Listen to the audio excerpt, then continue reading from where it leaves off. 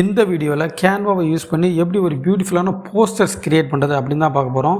இந்த வீடியோக்குள்ளே போகிற முன்னாடி if you want learn more detail about Canva, கண்டிப்பாக இந்த வீடியோவோட டிஸ்கிரிப்ஷனில் இருக்க லிங்க்கை செக் பண்ணி பாருங்கள்.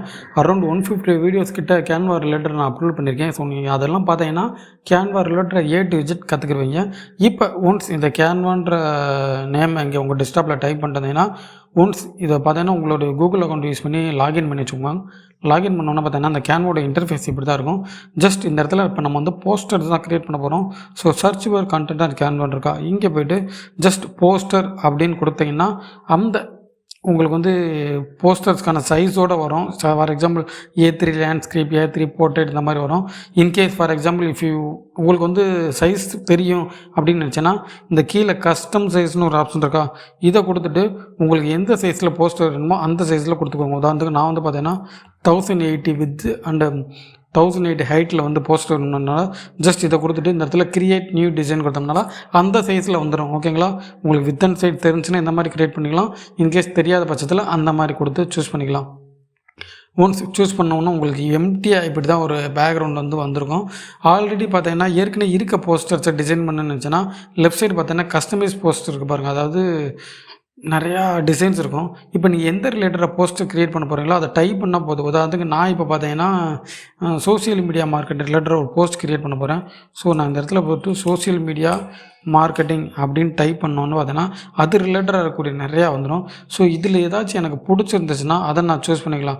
உதாரணத்துக்கு எனக்கு பார்த்தீங்கன்னா இங்கே வந்து பார்த்தீங்கன்னா ஏகப்பட்ட சோசியல் மீடியா போஸ்டர்ஸ் இருக்குது.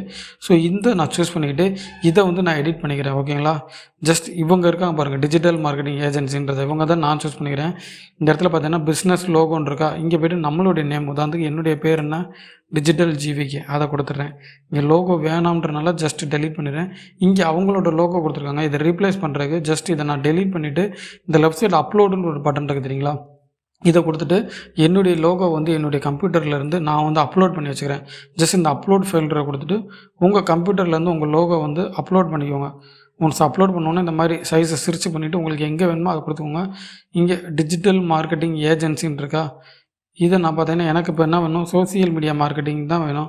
ஸோ நான் இந்த இடத்துல போய்ட்டு சோசியல் மீடியா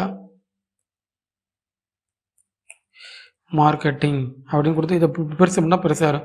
இன்கேஸ் நமக்கு இப்போ ஏஜென்சின்ற வேர்ட் வேணும்னுச்சுன்னா இதை கொடுத்துட்டு இந்த இடத்துல டூப்ளிகேட் வார்த்தை இருக்குது தெரியுமா, அதை கொடுத்துட்டு ஜஸ்ட் இதை இந்த இடத்துல பண்ணிவிட்டு நமக்கு இப்போ என்ன வேணும் ஏஜென்சி. ஸோ நான் ஏஜென்சின்ற கொடுத்துட்டேன். ஓகேங்களா, இப்போ வந்து சோசியல் மீடியா மார்க்கெட்டிங் ஏஜென்சி. ஓகேங்களா, ஜஸ்ட் இந்த இடத்துல ஒரு டேக்லைன் கொடுத்துருக்காங்க. இந்த இடத்துல என்ன கொடுத்துருக்காங்க, பெஸ்ட் சொல்யூஷன் டு க்ரோவிங் ஒரு பிஸ்னஸ். ஓகே, இது நல்லா இருக்குது. இன்கேஸ் நான் வந்தேன்னா வி ப்ரொவைட் பெஸ்ட் சர்வீஸ் அப்படின்ற மட்டும் கொடுத்துட்டு ஜஸ்ட் ஜாயினஸ்னு கொடுத்துட்டு இங்கே அவங்களுடைய கான்டாக்ட் டீட்டெயில் கொடுத்துருக்காங்க பாருங்கள். இங்கே நம்ம கான்டாக்ட் டீட்டெயில் வந்து இந்த இடத்துல கொடுத்துட வேண்டியது. ஓகேங்களா, ஒன்ஸ் கொடுத்ததுக்கப்புறம் பார்த்தீங்கன்னா இங்கே இவங்களோட ஃபோட்டோ இருக்குது, அதை அப்படியே டெலீட் பண்ணிவிட்டு இங்கே நமக்கு எந்த ஃபோட்டோ வேணுமோ அதை நம்ம சூஸ் பண்ணிக்கலாம். உதாரணத்துக்கு இந்த இடத்துல அப்லோட் ஃபைல்ன்ற கொடுத்துட்டு அப்லோட்னு கொடுத்துக்கோங்க.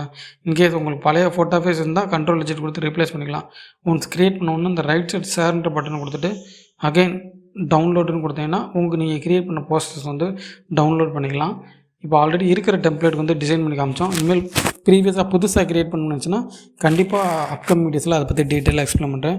இந்த வீடியோ கண்டிப்பாக உங்களுக்கு வேல்யூபிளாக இருக்குன்னு நினைக்கிறேன். இன்கேஸ் வேல்யூபிளாக இருந்துச்சுன்னா லைக் பண்ணுங்கள். தேங்க்ஸ் ஃபார் வாட்சிங்.